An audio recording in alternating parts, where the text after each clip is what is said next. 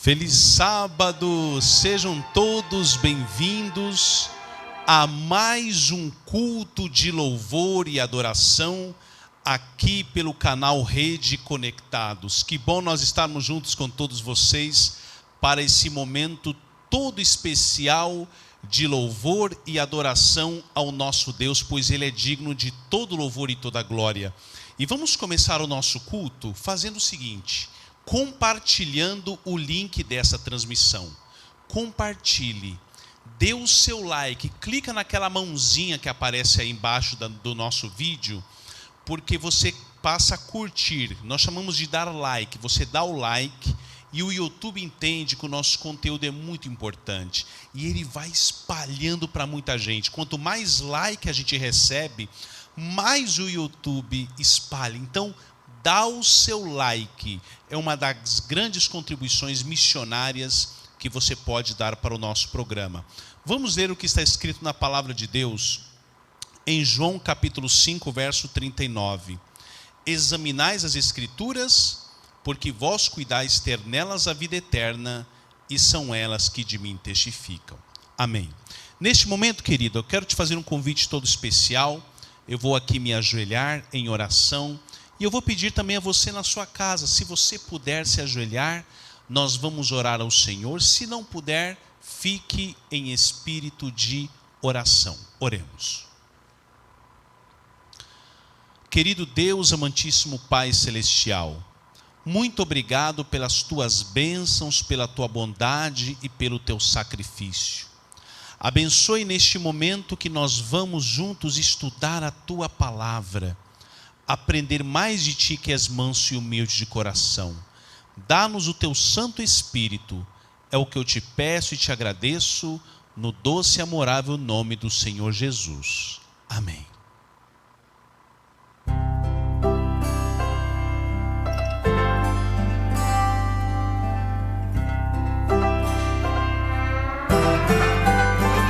Deixou seu trono, tornou-se humano, desceu do céu, se humilhou, tocou a glória por minha culpa. Somente Cristo tem tanto amor. Eu louvo a Cristo, Filho do Deus vivo, que numa cruz por mim se entregou, pois não há outro, e nem haverá, somente Cristo é Salvador.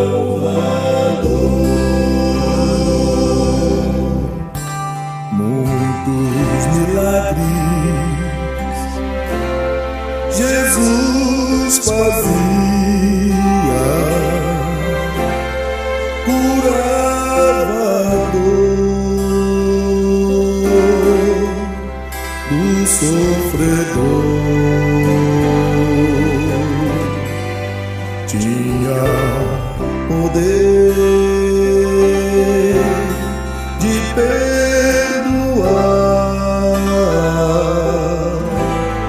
Somente Cristo tem poder para me salvar. Eu louvo a Cristo, Filho do Deus vivo, que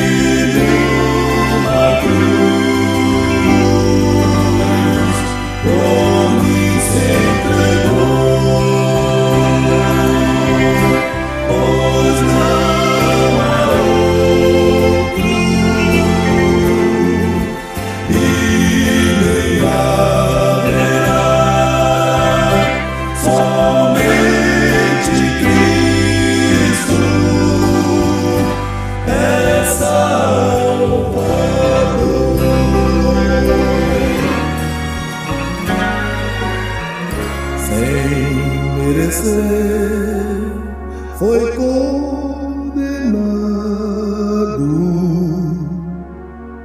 se entregou para morrer, ressuscitou e aos céus subiu. Somente Cristo vai voltar. Eu louvo a Cristo, Filho do Deus vivo, que numa cruz por mim se entregou. Pois não há outro, e nem haverá, somente Cristo é Salvador. Somente Cristo é Salvador.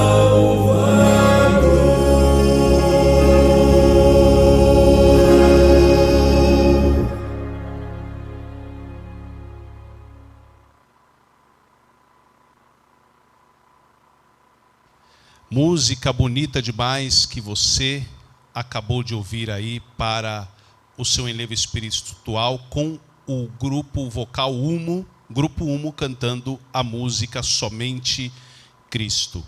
E nós chegamos agora ao momento todo especial que é a nossa lição do dia. A nossa lição de hoje vai falar sobre um tema muito importante. E eu tenho a alegria de receber o jovem Moisés Santos, que faz parte do projeto Jovem Missionário. E ele vai estar trazendo para nós a nossa lição do dia. O jovem Moisés está falando ao vivo da cidade de Cacoal, aqui no interior de Rondônia. Moisés, feliz sábado, seja bem-vindo. Olá, feliz sábado a todos, que a paz e a graça de Deus seja com todos. Amém. Então, neste momento, nós vamos ouvir essa lição que é o mistério do Evangelho. Irmão Moisés, está com a palavra, que Deus possa te usar com o Espírito Santo nesta manhã. Amém, irmão Davi, muito obrigado. É com grande prazer e alegria que o Senhor me concede esse momento de poder ministrar a sua palavra, onde nós teremos neste sábado, neste amanhecer deste sábado, o tema o mistério do Evangelho. O versículo para memorizar se encontra em Colossenses 1, versículo 27, diz assim: aos quais Deus quis fazer conhecer quais são as riquezas da glória deste mistério entre os gentios, que é Cristo em vós, esperança da glória. Aqui está revelada a esperança da vida eterna, as quais Deus quis nos revelar. O texto para memorizar, que se encontra em Testemunhos para a Igreja, volume 5, página 699, diz o seguinte: podemos até o momento compreender seu trato conosco e os motivos pelos quais ele atuou com o objetivo de podermos discernir o amor e misericórdia ilimitados, unidos a um infinito poder.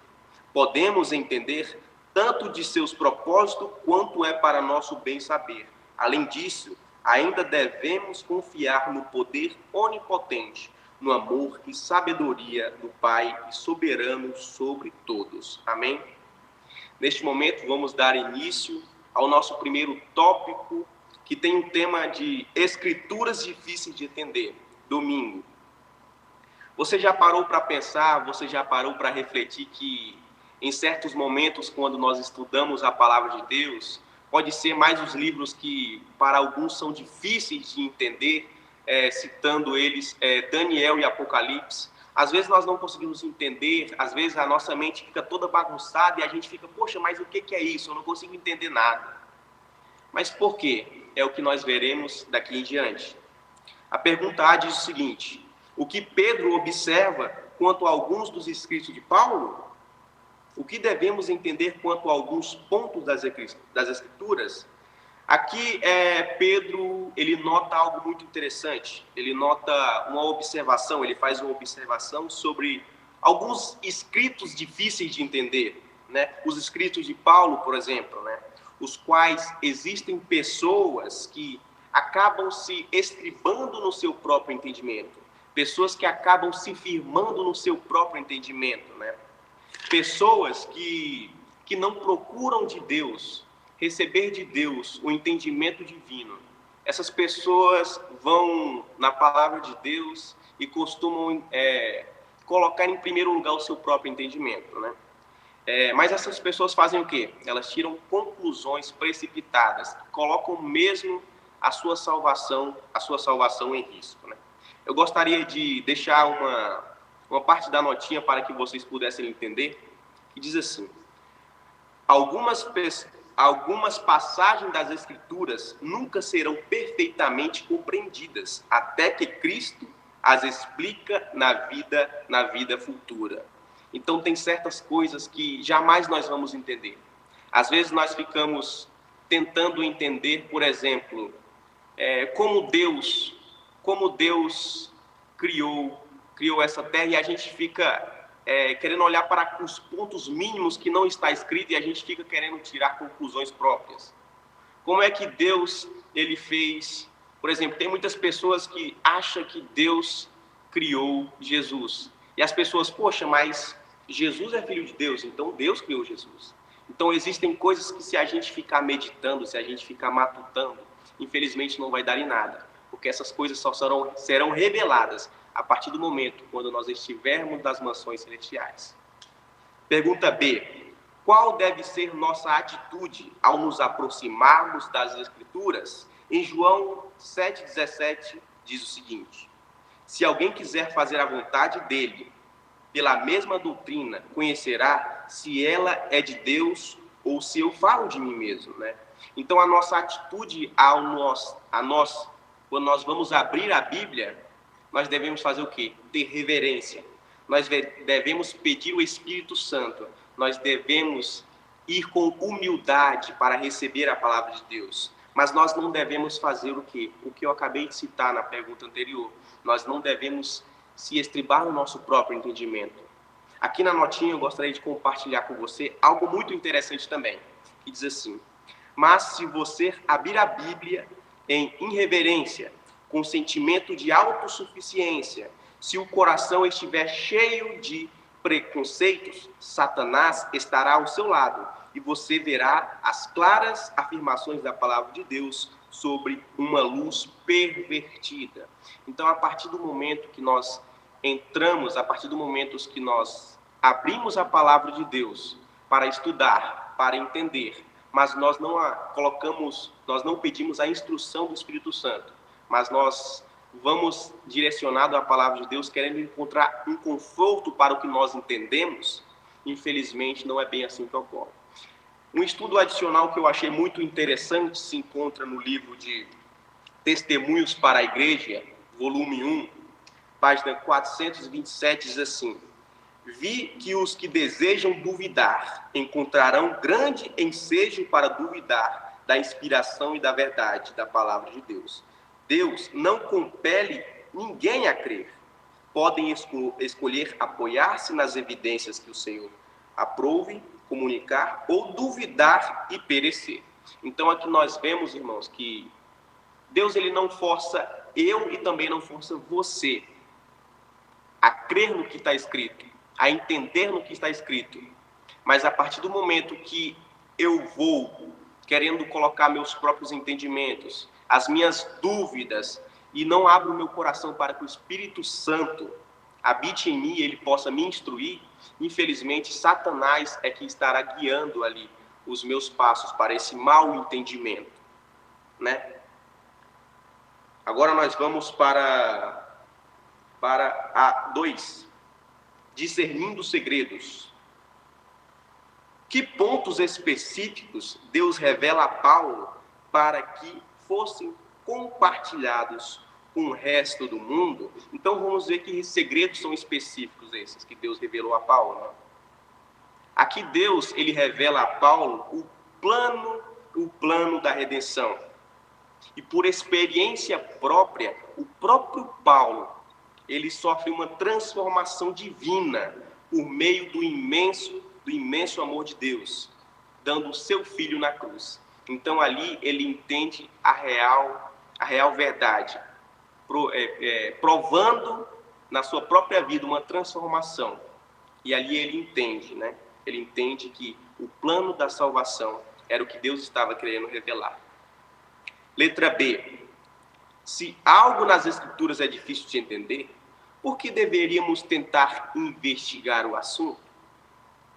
Eu costumo ouvir muitas pessoas falarem assim: mas isso aqui é tão difícil que eu não vou nem buscar. Isso aqui é tão difícil que eu não vou nem ler, né? Mas a palavra de Deus, ela é muito clara, né? Os escritos que Deus nos deixou é claro, quando fala assim, lá em 2 Timóteo 3, 16 e 17. Toda a escritura divinamente inspirada é proveitosa para ensinar, para redarguir, para corrigir, para instruir em justiça, para que o homem de Deus seja perfeito e perfeitamente instruído para toda boa obra. Então, por mais que às vezes seja difícil de entender, seja um tema que a gente não tem um costume de meditar, e é uma coisa mais difícil para a gente, é necessário a gente entender e buscar. Por quê? Porque vai ser bom para mim, vai ser boa para a minha instrução, para a formação do meu caráter espiritual. Por mais que seja difícil, é necessário estudar, né? As coisas espirituais, assim como estão escritos, só são entendidas espiritualmente. Então, como foi citado nos versículos aqui no texto anterior, eu não devo ir com o meu coração com preconceitos ou com irreverência, mas eu devo ser humilde. Eu devo pedir a presença do Espírito Santo para que ele possa me instruir. Amém?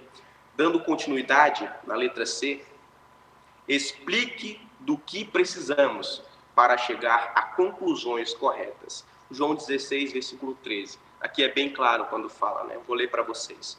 Mas quando vier aquele Espírito da verdade, ele vos guiará em toda a verdade, porque não falará de si mesmo, mas dirá tudo o que tiver ouvido, e vos anunciará o que há de vir. Então, o que nós precisamos? O que nós precisamos para chegar a conclusões realmente formadas, a conclusões corretas? Nós precisamos do Espírito Santo. Nós precisamos pedir o Espírito Santo que ele nos instrua. Nós precisamos ir com humildade, ser pessoas mansas e sinceras de coração. Na notinha diz o seguinte, eu gostaria de compartilhar com vocês. Sem a orientação do Espírito Santo, estaremos continuamente sujeitos a torcer as Escrituras ou a interpretá-las mal. Então, se nós não temos o Espírito Santo como o nosso verdadeiro guia, o nosso verdadeiro instrutor, infelizmente nós começamos a interpretar mal, a falar mal da palavra de Deus, a duvidar, a ir contra a nossa própria doutrina, a ir contra os princípios divinos. Então, irmãos, prestem muita atenção. Prestem muita atenção quando for estudar a Bíblia. Quando você for estudar a Bíblia, estudar a palavra de Deus, os seus mandamentos, os seus ensinamentos, você deve se dirigir ao Senhor. Você deve pedir a instrução do seu Santo Espírito, com humildade, mas não com um coração cheio de preconceitos, um coração que não tem o mínimo de reverência. Vamos agora para 3. A lei real. Ao contrário da crença comum, como sabemos que a lei dos 10 mandamentos não foi abolida na cruz? Para muitos, assim que Jesus foi crucificado, os 10 mandamentos, eles falam que foram abolidos. Mas o que é os 10 mandamentos? Os 10 mandamentos nada mais é do que o caráter do nosso Senhor Jesus Cristo, o caráter de nosso Deus. né? Nós sabemos que, se nós sabemos que a lei de Deus, os 10 mandamentos, é o caráter de Deus revelado por meio de palavras, nós sabemos também que a lei é amor e o amor nunca será extinto, né? O amor nunca será extinto. Por que o amor nunca será extinto? Porque o amor é o próprio Deus. Deus é amor, né? Então o caráter de Deus jamais será extinto. Então a Escritura, os 10 mandamentos jamais serão extintos. Tá? Aqui na notinha diz uma coisa muito interessante que eu gostaria também de compartilhar com vocês. E gostaria novamente de convidar vocês a focarem nesse assunto, a prestarem muita atenção, porque é algo de muito, mas muita importância para nós. Muitos mestres religiosos afirmam que a morte de Cristo aboliu a lei e que os homens estão, deste ponto em diante, livres das exigências dela. Há alguns que a representam com um jugo pesado e, em contraste com a escravidão da lei, apresentam a liberdade a ser desfrutada sob a dispensão do Evangelho. Mas não era assim que os profetas e apóstolos consideravam a santa lei de Deus. Disse Davi: andarei em liberdade, porque busco os teus preceitos. Então aqui nós vemos que Davi, ele não andava em liberdade porque ele não fazia a vontade de Deus. Ele não disse assim: agora eu estou livre porque aquela lei de Deus, o que Deus me ensinou, era algo que me prendia. Não. Ele disse o seguinte: agora eu estou livre, agora eu sou livre porque a própria lei de Deus, o próprio caráter de Deus me libertou. Os preceitos que eu busco me fazem uma pessoa livre. Em seguida diz assim, o apóstolo Tiago, que escreveu depois da morte de Cristo, né, já no Novo Testamento isso, se refere ao decálogo como a lei real e a lei da perfeita liberdade. Então aqui nós vemos no Novo Testamento, né, que muitas pessoas dizem que a lei de Deus foi abolida lá no Velho Testamento, mas muitos apóstolos, discípulos, pregadores do Evangelho, eles nos mostraram que a lei de Deus jamais ela foi abolida e jamais ela será. Letra B. Que lei exige que amemos ao próximo como a nós mesmos? Qual é a lei? Vocês conseguem se lembrar qual é a lei que nos exige que nós temos que amar o nosso próximo como a nós mesmos? Ora, essa é a lei do amor, é a lei de Deus. Deus falou o seguinte: os primeiros 4 mandamentos, eles são para com amor a Deus. E os 6 últimos são amor ao próximo. Então, se eu quero cumprir os 10 mandamentos, eu também vou cumprir o que Jesus disse, né? Amarás o teu próximo como a ti mesmo. E o primeiro grande mandamento, né, que é amarás o Senhor teu Deus de todo o teu coração. Então, para eu cumprir esses 2 grandes mandamentos, é necessário que eu cumpra os 10 mandamentos que está descrito lá no Antigo Testamento, né? Vou ler a notinha para vocês que diz assim: os primeiros 10 mandamentos se resumem num grande preceito: amarás o Senhor teu Deus de todo o teu coração. Os últimos 6 estão incluídos no outro: amarás o teu próximo como a ti mesmo. Ambos os mandamentos resumem a expressar o princípio do amor. O primeiro não pode ser guardado e o segundo quebrado. Nem o segundo pode ser obedecido enquanto o primeiro é violado. Então vocês percebem aqui que um tem que estar em harmonia com o outro. Moisés, mas ainda assim eu acho que os 10 mandamentos foram abolidos. Mas por quê? Você acha que os 10 mandamentos não é para com amor, os 6 últimos mandamentos não é para com amor ao próximo? Ali nos mandamentos, nos 6 últimos mandamentos, diz: não matarás. Não matarás é uma demonstração de amor ao próximo? Sim, é. Não adulterar, não furtar. Isso tudo é uma demonstração de amor ao próximo. Os primeiros 4 mandamentos também é uma demonstração de amor a Deus. Cumprindo esses mandamentos, nós estamos cumprindo os 2 grandes mandamentos.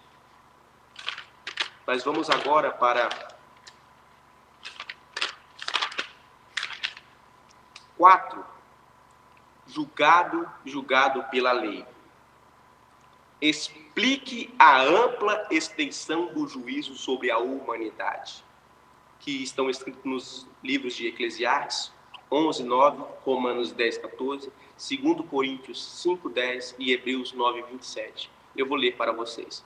Diz assim: alegra-te, jovem, na tua mocidade, e alegre-se o teu coração nos dias da tua mocidade, e andes pelos caminhos do teu coração e pela vista dos teus olhos. Sabe, porém, que por todas essas coisas te trará Deus o juízo. Mas tu, por que julgas teu irmão? Ou tu também, por que desprezas teu irmão? Pois todos havemos de comparecer ante o tribunal de Cristo. Porque todos devemos comparecer ante o tribunal de Cristo, para que cada um receba segundo o que tiver feito por meio do corpo, ou bem ou mal. E como aos homens está ordenado morrer em uma vez, vindo depois disso o juízo.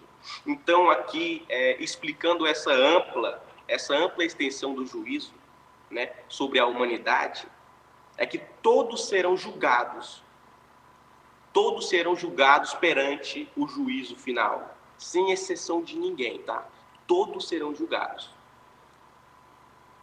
segundo a lei que receberam. É claro que todos não vão receber o mesmo galardão ali, todos não vão receber a mesma sentença, né? Aqui na notinha diz algo muito interessante que fala assim: todos serão julgados de acordo com a luz que receberam. O Senhor envia seus embaixadores com uma mensagem de salvação. E aqueles que ouvem serão responsabilizados pela forma como tratam as palavras de seus servos. Então aqui nós recebemos uma luz e nós seremos julgados em cima dessa luz que nós recebemos, em cima deste conhecimento que nós recebemos. E todos serão julgados. Alguns serão julgados em cima do pouco que recebeu e outros serão julgados em cima do muito que recebeu. Tá bom? Que norma o juízo usará como padrão de julgamento? Então, qual é a norma que o juízo vai usar, né, como padrão de julgamento? Nós sabemos que é a lei de Deus, né, os 10 mandamentos, para ser mais preciso, tá bom? Os 10 mandamentos. Assim como uma pessoa, para ela ser julgada perante o tribunal, é necessário de uma lei, é necessário de, digamos que uma carta magna, né? Então, a nossa carta magna, a nossa norma para podermos ser julgados é os 10 mandamentos, tá bom? Que está escrito aqui, ó, em Tiago 2:12. Assim falai e assim procedei, como devendo ser julgados pela lei da liberdade. Qual é a lei da liberdade? É a lei de Deus, os 10 mandamentos, né? Que lei é essa? Está escrito aqui em Tiago 2:11, né? E também pede para a gente comparar com o Êxodo 20, né? Essa é a lei escrita pelo próprio dedo de Deus. Essa é os 10 mandamentos, que está escrito aqui também em Êxodo 20, do versículo 1 até o 26. Essa é a lei de Deus. 5. A lei como um pedagogo. Qual é o objetivo de se entender a lei ou de conhecer a verdade? Então, que objetivo tem de eu conhecer a lei ou conhecer a verdade? Qual é o objetivo por trás disso? Aqui, em João 3:18, 21, diz o que nós precisamos saber. Em Romanos 7:7 também nos diz. Então, o que nós precisamos, o objetivo principal, né, para conhecer, para entender e conhecer a verdade, é agir de acordo com a verdade. Não tem como eu fazer o que é certo se eu não conheço o que é certo. Então, primeiro tem que ser me apresentado a lei, tem que ser me apresentado o que eu preciso fazer, para eu fazer uma comparação com o meu caráter. E depois eu tenho que agir de acordo, né? Cumprir. Aqui na notinha diz o seguinte, gostaria de compartilhar com vocês. Tá? Acompanhe comigo. Para conseguir ver a própria culpa, primeiro o pecador deve comparar o próprio caráter com a grande norma divina da justiça. A grande norma divina da justiça, novamente, repetindo para vocês, são os 10 mandamentos. É a palavra de Deus, é o caráter de Deus expresso para nós em palavras. B. Ao expor nosso verdadeiro estado, o que a lei faz com essa revelação? Aqui em Gálatas 3:24 diz o seguinte: de maneira que a lei nos serviu de aio para nos conduzir a Cristo, porque pela fé fôssemos justificados. Para que pela fé fôssemos justificados. Então, a partir do momento que nós estamos expondo o nosso verdadeiro eu, o nosso verdadeiro estado, a nossa verdadeira, como eu posso dizer, nosso verdadeiro estado, em que estágio nós estamos, né? O que a lei ela faz com essa revelação? Agora ela faz o quê? Ela nos instrui, né? Para que nós possamos o quê? Para que ela possa nos conduzir a Cristo, para que pela fé, né, nós possamos ser justificados pelo sangue de Cristo Jesus na cruz. Essa é uma lição de muito interesse, né? Uma lição onde nós devemos estudar, é uma lição onde nós devemos meditar, é uma lição onde nós precisamos buscar entender. Mas eu não tenho que ir nessa lição ou na palavra de Deus e, eu sou o bonzão, eu sou o melhor. Não. Eu tenho que ir com humildade. Eu tenho que buscar do Espírito Santo. Tenho que pedir a Ele: Senhor, me ajude a entender o que o Senhor quer na minha vida. Me ajude a entender o que o Senhor quer que eu faça, o que eu preciso entender para que assim eu possa transmitir. E é isso que essa lição vem nos tratando, vem nos passando, né?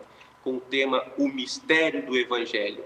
Uma lição de muito interesse. Então, que Deus me abençoe, para que eu possa, assim, buscar a verdadeira instrução do Espírito Santo, para que eu possa, assim, também, assim como você, que nós possamos juntos entender um pouquinho mais da palavra de Deus, por meio de Cristo Jesus. Amém?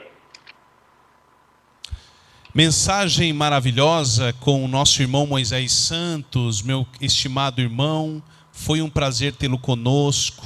Obrigado pela sua participação, por compartilhar essa lição maravilhosa. Continue na chamada que a nossa produção vai conversar com você neste momento. E neste momento eu quero fazer um apelo muito especial para você. Chegamos ao momento da gratidão, onde nós podemos contribuir voluntariamente para a causa de Deus. Para manter uma transmissão como esta, não é fácil, não é barato. Os custos são muito elevados. E nós precisamos da sua ajuda. Então, neste momento, vai aparecer aí o nosso Pix na sua tela.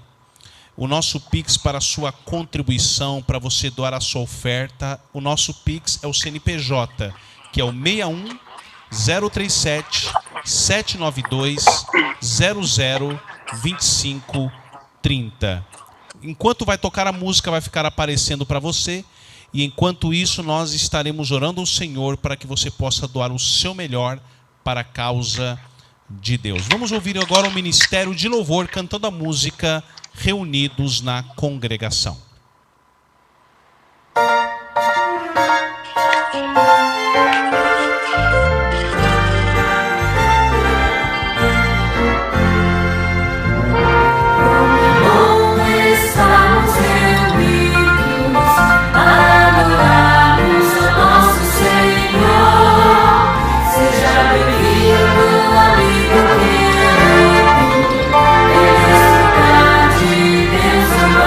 Amor.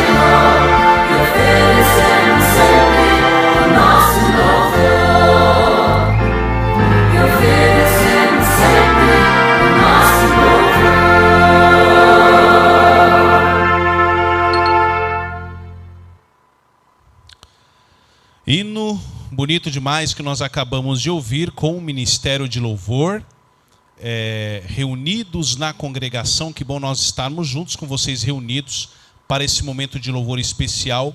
E nós chegamos agora ao momento muito especial, que é o momento do evangelismo, que nós chamamos de Minutos Missionários. Nós temos conosco o jovem Moisés Santos, que passou conosco a lição do dia, e ele vai fazer agora os momentos do evangelismo, os minutos missionários, e ele está participando desse projeto, também participando do projeto de coportagem, e é o nosso líder da equipe de coportagem aqui da Associação da SAMO. E ele vai contar um pouquinho para a gente, vai fazer os minutos missionários, contando para a gente um pouco da sua experiência, que também pode servir para ajudar você na sua vida espiritual. É com você, Moisés Santos. Novamente, bom dia a todos. Como eu já falei, é um motivo de muita alegria mesmo estar aqui hoje, passando um pouquinho, ministrando a palavra de Deus para vocês. Eu gostaria de contar um pouco da minha experiência, né? A início como jovem missionário, né?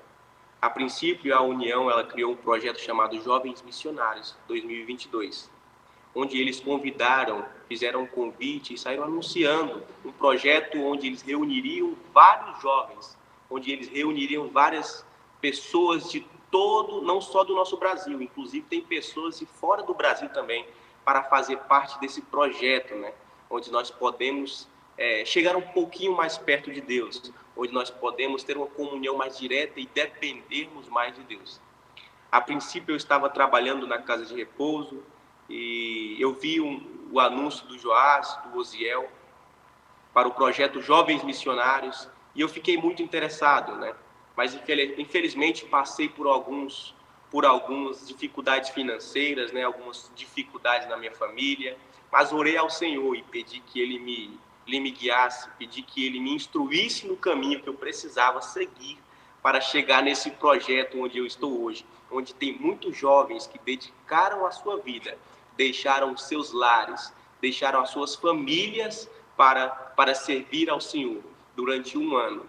Graças a Deus, eu sou muito contente, eu sou muito feliz por estar fazendo parte desse trabalho. Muitas pessoas costumam me dizer: ah, Moisés, mas a obra é tão incerta, a obra é algo tão incerto, e eu costumo dizer a eles: meu amigo, a obra é o incerto mais certo que existe. Ali é onde você estará perante o verdadeiro mestre, e ele estará guiando você, ele estará instruindo. E nesse projeto de comportagem, uma coisa que eu aprendi muito é que as pessoas elas estão carentes de amor. As pessoas estão carentes não só de saúde física, mas também de saúde espiritual. Uma experiência que eu vou contar, que eu sempre conto, eu estava comportando com o meu companheiro Sênio Gamboa, ele é lá de Venezuela, ele também veio fazer parte desse projeto Jovens Missionários. E nós estávamos em alguns dias de venda, estava bem desanimado em relação a vendas, estava fraco de vendas, né? E nós estávamos, era próximo ao almoço isso, né? Nós estávamos já financeiramente difícil, assim, falando para vocês, estava complicada a situação, né? E, para falar a verdade, nesse dia estava difícil para nós nos alimentarmos. E aconteceu o seguinte: nós paramos próximo de meio-dia, por volta das 11 horas, estávamos comportando ainda, enquanto uma senhora, ela nos viu de longe, e ela passou e falou para mim e para o Sênio, meu companheiro, né? Olha, eu vi que vocês são comportores, e eu fiquei muito feliz em ver esse trabalho que vocês estão fazendo. Eu sou nutricionista de um restaurante aqui perto, eu sou um adventista. Na minha igreja também tem muitos comportores. Estou feliz de ver vocês fazendo esse trabalho. A princípio, nós não falamos que nós éramos da reforma. Nós só falamos que nós éramos comportores. E ela entendeu por si própria que nós éramos da adventista normal, né? E ela nos fez esse convite: olha, vocês podem vir aqui no restaurante. Vocês podem vir aqui que eu vou preparar o melhor para vocês. Um almoço preparadíssimo, com bastante coisas, bastante diversidade. E assim aconteceu. quando deu o horário previsto que ela tinha nos marcado para nós irmos almoçar, nós chegamos lá e ela começou a fazer algumas perguntas. Olha, eu fico muito contente e tal, de poder ajudar vocês. Meu marido, ele é pastor da Adventista há 10 anos. E realmente esse trabalho que vocês estão fazendo é um trabalho muito bonito, muito lindo, né? Aí em seguida, nós, antes de receber o prato de comida, nós já estávamos sentados no restaurante, na mesa. Ela perguntou, mas de que igreja vocês são? Caso que vocês são novos aqui, né? Eu não vi vocês por aqui. E nós respondemos para ela. Nós somos ali da Princesa Isabel, né? Número tal e tal, ali fica bem na esquina. Ela falou, mas aquela igreja está funcionando? Ela não é adventista. Eu falei, sim, ela é adventista.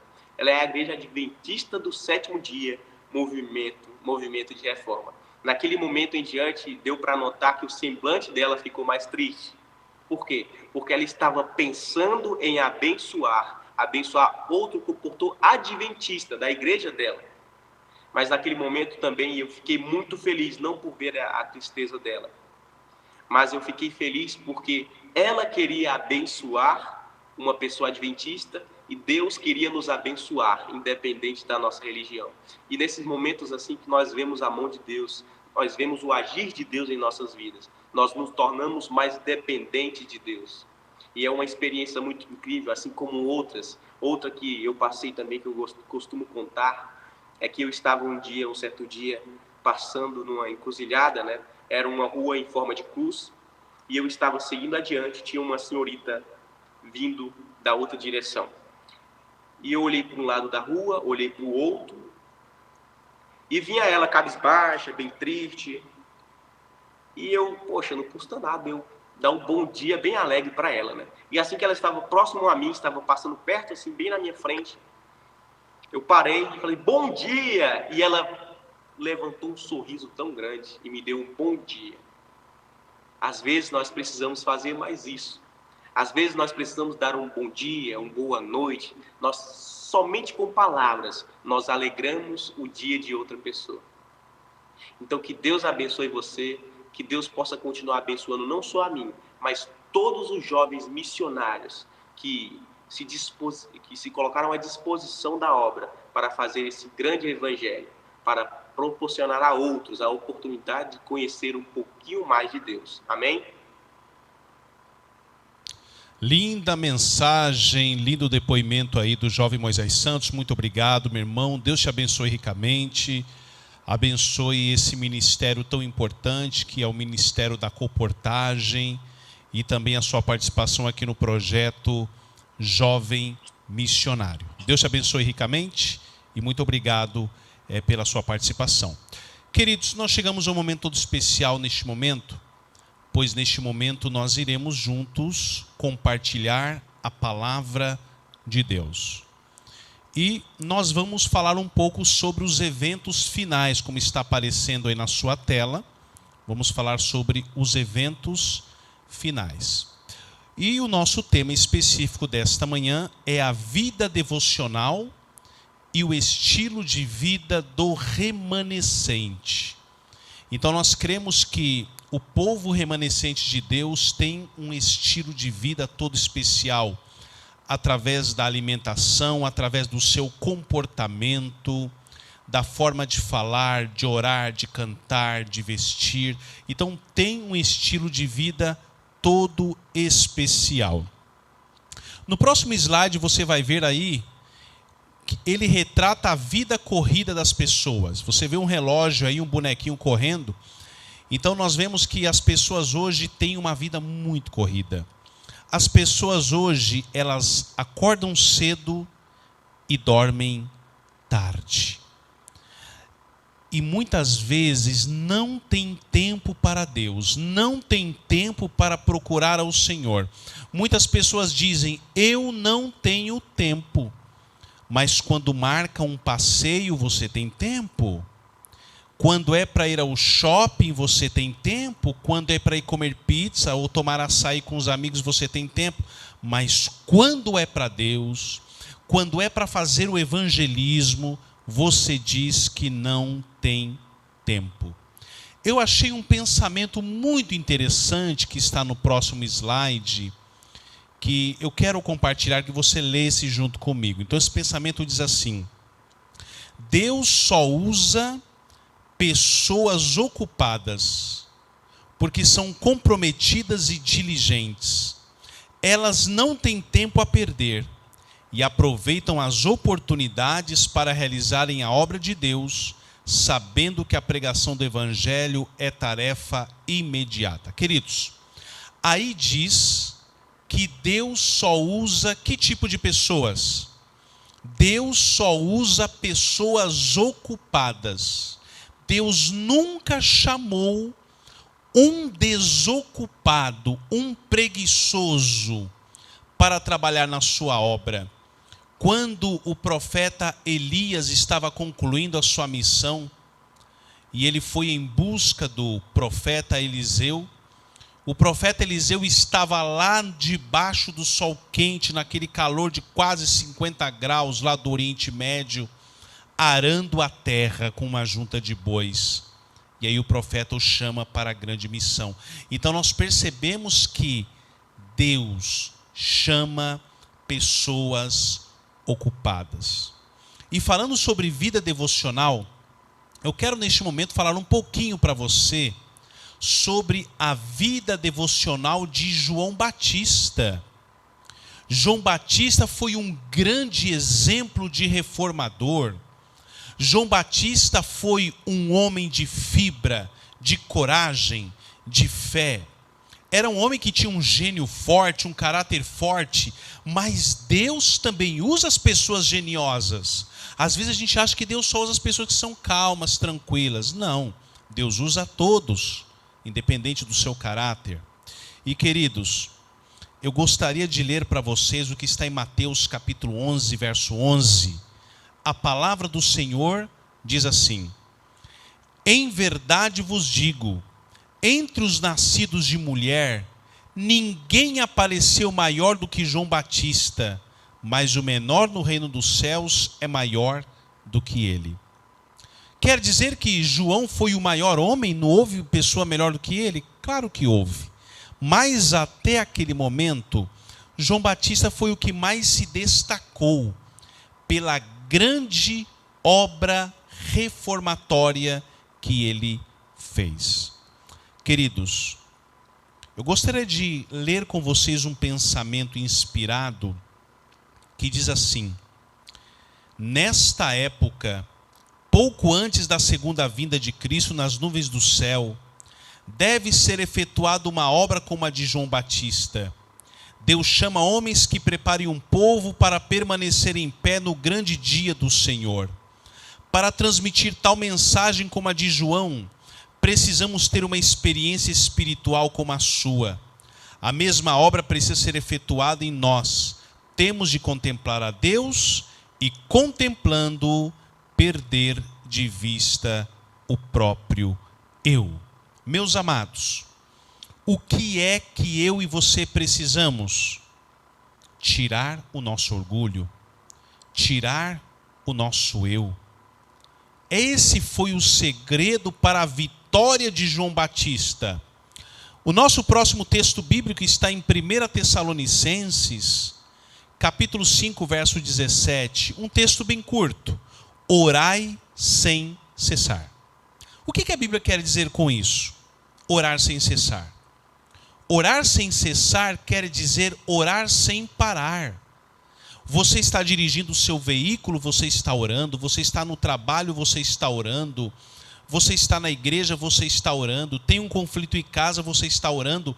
Então, em todos os momentos, você está orando ao Senhor.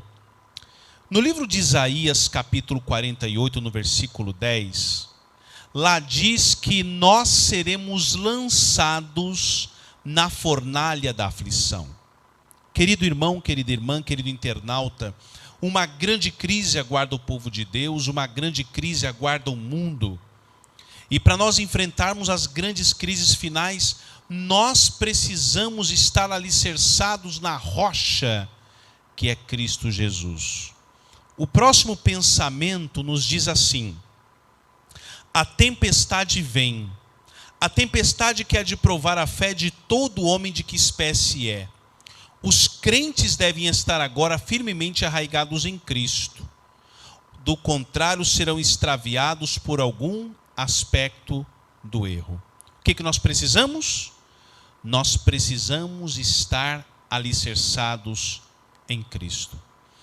No livro de Atos dos Apóstolos, capítulo 1, verso 8, diz: descerá sobre vós o Espírito Santo, que vos dará força e sereis minhas testemunhas.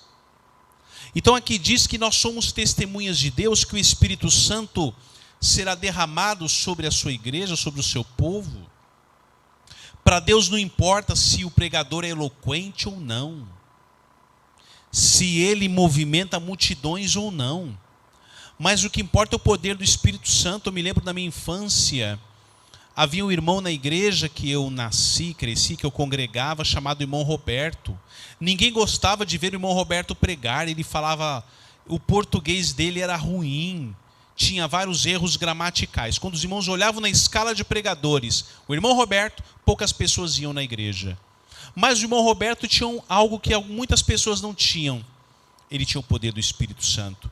E quando ele saiu da igreja, perto da sua casa, 2 marginais o abordaram e disseram: é um assalto. E ele ergue a sua mão e faz a oração do Pai Nosso. Quando ele diz amém, ele olha, cadê os bandidos? Não vê. Quando ele olha para o chão, os 2 estão estirados no chão. E eu pergunto, este irmão tinha o poder do Espírito Santo ou não tinha? É claro que tinha. Ele não era um pregador eloquente. Talvez ele não movimentasse muita gente, as multidões. Mas ele tinha algo que muitos grandes pregadores não têm: o poder do Espírito Santo. Queridos, o Espírito Santo nos convence de 3 coisas: do pecado, da justiça e do juízo. E convencer alguém não é obra humana, é obra divina. É algo que somente o Espírito Santo pode fazer. Tem um outro pensamento inspirado que diz assim: o Espírito nos ilumina as trevas, informa a nossa ignorância e ajuda-nos em nossas múltiplas necessidades. Mas a mente precisa dilatar-se constantemente para Deus, caso seja permitido que se introduza aí o mundanismo, se não temos desejo de orar, nem desejo de comungar com aquele que é a fonte de força e sabedoria. O Espírito não habita em nós. Olha que sério isso aqui. Aqui diz que se a gente não tem vontade de orar, não tem vontade de ler a Bíblia, é sinal que o Espírito Santo não habita em nós. No livro de Salmos, capítulo 119, verso 11, diz assim: escondi as tuas palavras no meu coração, para não pecar contra ti. Amados, a palavra de Deus precisa estar aonde? Na nossa mente, no nosso intelecto, no nosso coração. E para que a palavra de Deus esteja gravada na nossa mente, nós precisamos ler. A Bíblia diz assim: bem-aventurado aquele que lê, aquele que ouve e aquele que guarda. Então nós precisamos ler, ouvir e memorizar. O outro pensamento diz assim: edificai um muro de passagens bíblicas ao vosso redor, e vereis que o mundo não poderá demoli-lo. Entesourai as Escrituras na memória e retrucai então a Satanás, quando ele vier com as suas tentações. Está escrito: foi dessa maneira que nosso Senhor enfrentou as tentações de Satanás e resistiu a elas. Então, o nosso lema, a nossa certeza é: está escrito. Nós temos aí uma imagem de quando as Bíblias eram queimadas. Observe só essa imagem.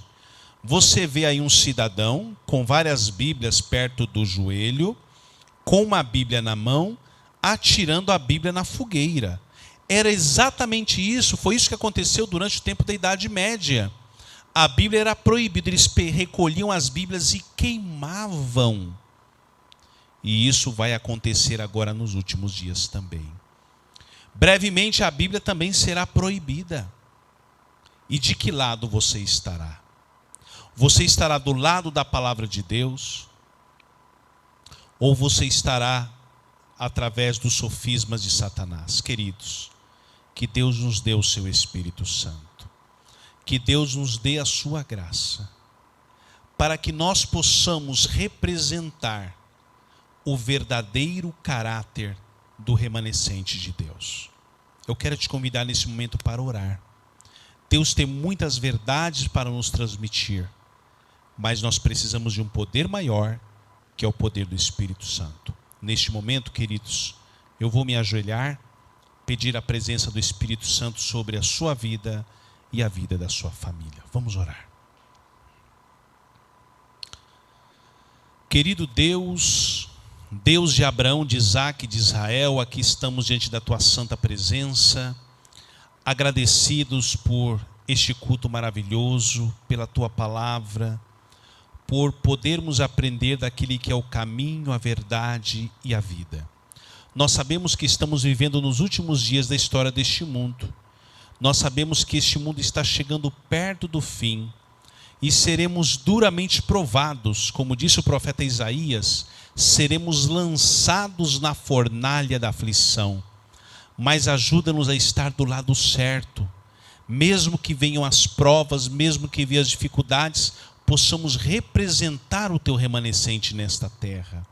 Abençoe este canal, abençoe esta igreja, abençoe os nossos internautas, para que possam ser abençoados pela tua palavra. É o que eu te peço e agradeço, em nome de Jesus. Amém. Queridos amigos, queridos internautas, estamos chegando ao final do nosso culto. Nós queremos agradecer a você pelo carinho da sua audiência, pela sua conexão. E não se esqueça, compartilhe o link deste culto com outras pessoas, para que outras vidas sejam impactadas, para que outras vidas sejam abençoadas, e nós possamos em breve herdar aquele reino que é a nossa esperança. Nós vamos ficar por aqui, mas nós voltaremos no próximo sábado com a mensagem da palavra de Deus. Deus abençoe a todos e até o nosso próximo encontro, se Deus quiser.